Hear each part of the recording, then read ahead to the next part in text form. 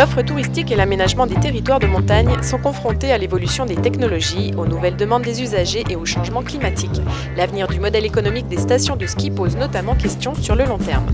En Savoie, en Tarentaise, sur 14 stations majeures en France, 8 sont regroupées sur le même territoire. Donc ce sont des stations qui, pour le moment, ont une performance économique importante, qui continuent à fonctionner. Malgré ça, il y a pas mal de difficultés sous-jacentes, notamment la réhabilitation de l'immobilier de loisirs, les stratégies arriver à faire venir de la clientèle dans les stations. Comment attirer de nouveaux clients dans les stations? C'est la question à laquelle le laboratoire IREG a tenté de répondre par le biais d'une étude sur les innovations. Ce que nous avons exposé aujourd'hui, c'est les innovations sur les territoires montagnes, notamment en station. Et nous avons travaillé sur les innovations, nous avons essayé de regarder comment les stations de montagne essayaient d'innover et de renouveler leurs services, notamment les services touristiques, pour faire émerger des innovations qui vont permettre d'attirer les consommateurs, les clients et d'essayer d'avoir des propositions touristiques différentes des autres stations parce qu'aujourd'hui l'offre concurrentielle au niveau des innovations touristiques est très très importante, donc il faut se différencier. Donc on a fait une première étude au sein de 2 domaines skiables, les Portes du Soleil et Paradis Ski, pour essayer de voir justement quelle forme pouvaient prendre ces innovations.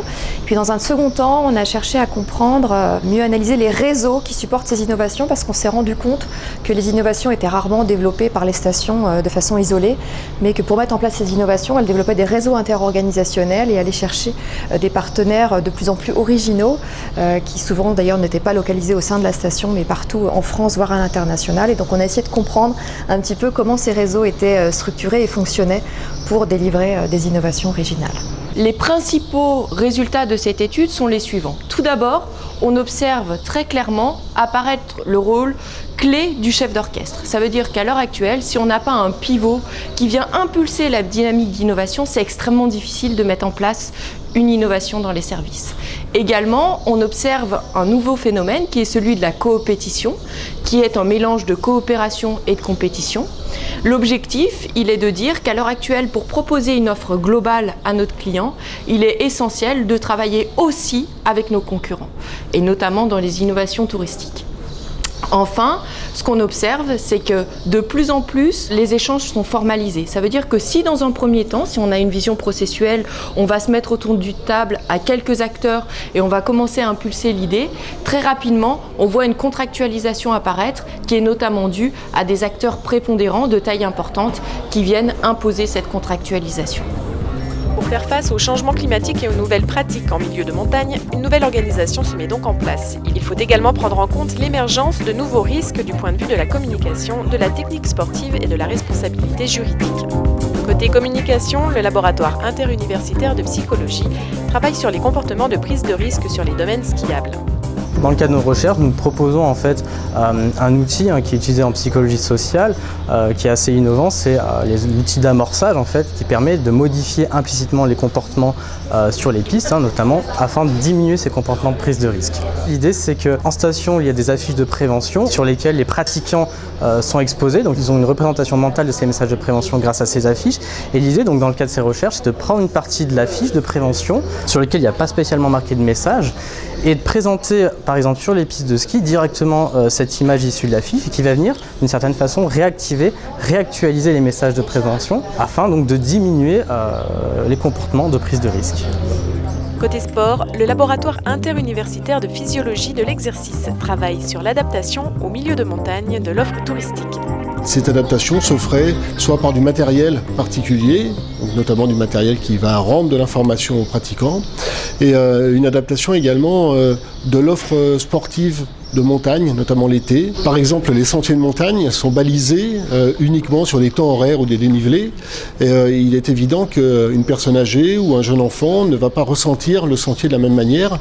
Donc nous pensons qu'il est bon de pouvoir évaluer la difficulté du sentier de montagne en fonction des caractéristiques physiologiques ou biomécaniques, c'est-à-dire les capacités d'enjambement des individus, de manière à mieux adapter l'offre donc sportive au milieu de montagne. Enfin, le Centre de droit public et privé des obligations et de la consommation, le CDPOC, a identifié un certain nombre de risques juridiques et propose des expertises à tous les partenaires institutionnels concernés par les loisirs en montagne. Ces risques, ce sont des risques qui concernent par exemple la responsabilité des professionnels de la montagne, la responsabilité aussi des collectivités territoriales et en particulier des communes qui peuvent voir leur responsabilité engagée suite à la survenance d'un accident sur une piste de ski évidemment, mais aussi en dehors du domaine skiable. D'autres recherches ont consisté à identifier d'autres formes de risques, en particulier des risques économiques sur les stations de ski. Ces risques qui sont liés aux évolutions climatiques, par exemple, qui obligent finalement les collectivités territoriales à envisager la réversibilité des équipements en montagne ou bien le démantèlement des infrastructures liées aux loisirs de montagne lorsqu'elles deviennent obsolètes. L'économie de montagne doit donc faire face à de nouvelles problématiques, de nouveaux défis que doivent notamment relever les décideurs. On fait le constat que ce soit en termes d'aménagement de territoire, de développement de territoire, de gouvernance de territoire aussi, sans parler de sécurité. Sur ces grands thèmes, on a beaucoup à échanger et les responsables ont beaucoup à prendre sur ces recherches de manière à ce qu'elles servent un peu de fil conducteur aux réflexions qu'on peut avoir chacun dans son domaine particulier. Le développement de nos territoires se fait par l'innovation, fait surtout par l'innovation et la remise en cause des habitudes et là ce sont avec ces centres de recherche l'occasion inespérée de pouvoir sortir des sentiers battus.